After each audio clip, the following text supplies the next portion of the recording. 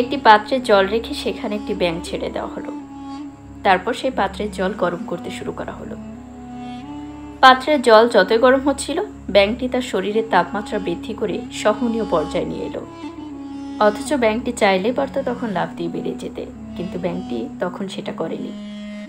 তারপর জলের তাপমাত্রা যখন আরও বৃদ্ধি পেল, ব্যাঙটি যখন আর সহ্য করতে পারছিল না, তখন সে সিদ্ধান্ত নিল লাফ দেওয়ার।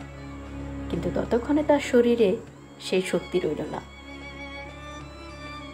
তারপর ফুটন্ত জলে ব্যাঙটি মারা গেল। এখন যদি প্রশ্ন করা হয় ব্যাঙটি কিভাবে মারা গেল, অনেকেই বলবেন ফুটন্ত জলের কারণে। কিন্তু না, ব্যাঙটি মারা গেছে সঠিক সময়ে লাফ দেওয়ার সিদ্ধান্ত না নেওয়ার কারণে।